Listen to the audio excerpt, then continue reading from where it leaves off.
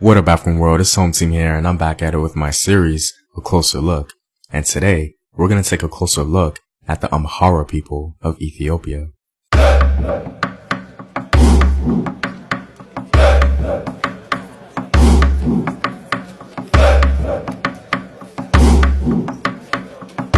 And as always, if you want access to sources, courses, and exclusive videos, you can do so on patreon.com. Also, go to afrographics.com, a website where you can find unique illustrative infographics summarizing African history.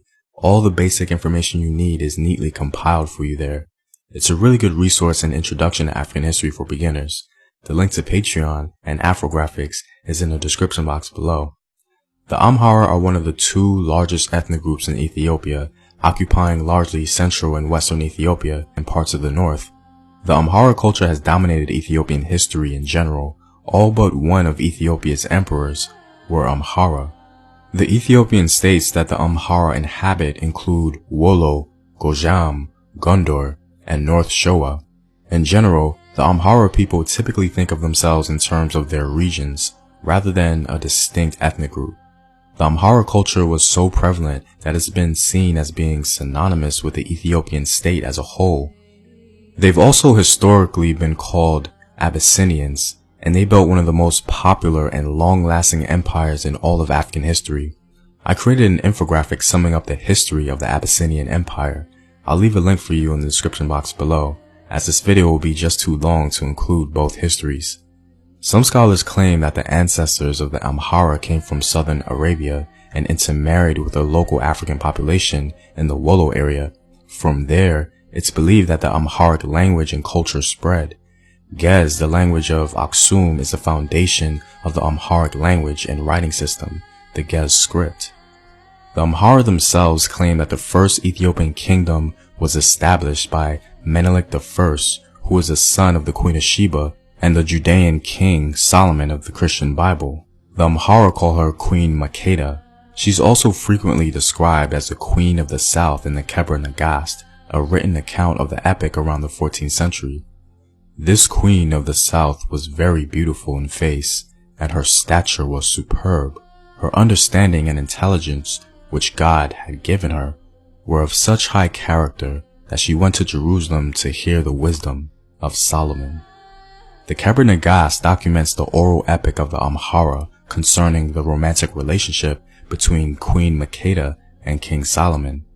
The Amharas even claim that the legendary Ark of the Covenant was brought from Jerusalem to Ethiopia. Orthodox Christianity amongst the Amhara was adopted at least to around the 4th century via the Aksumite dynasty. Christianity itself remains the core of Amhara culture. Many people don't know that there was a huge struggle between Islam and Christianity in Ethiopia. The back and forth battles between the two groups determined the fate of the entire region itself. The influx of Islam brought in a holy war against Christianity in Ethiopia.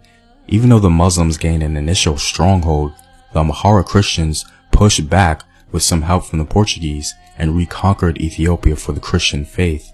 This success is the reason why many Amharas are Christians today. The Christian religion remains a big cultural landmark in Ethiopia. One of the grandest structures exemplifying Christian vigor in the region are the churches in Lalibela.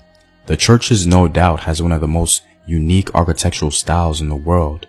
The 19th century brought about the expansion of the Amhara political dominance as the region was brought under imperial Amhara control. From the north, foreign invasion from the Ottomans of Egypt and Mahdists of Sudan were fought off, and the Italian advance into Ethiopia was famously stopped by the Ethiopian army of Menelik II at the Battle of Adwa. This allowed the Amharic Empire to be free from colonial rule, while the rest of Africa was being swallowed up. Amhara painting is the dominant art form in modern-day Ethiopia, and is largely done in the context of their Christian faith. One of the most distinguished features of Amharic art is the large eyes of the subjects, who are usually depicted as biblical figures. The architecture of the Amhara is also quite impressive. The Amharic castles have become such a distinguished asset for Ethiopian history as a whole. These castles in the capital city of Gondar served as a residence of the emperor largely in the 17th century. The Amhara were so dominant that other ethnic groups in Ethiopia began to feel a little too much pressure from the Amharization, if you will, of Ethiopia. This brought about a lot of tension and unrest in the 20th century.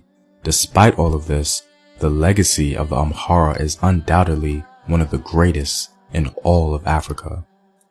Well, I'm all out, guys. Don't forget to go to Afrographics.com to see illustrative infographics on the Amhara Empire of Abyssinia.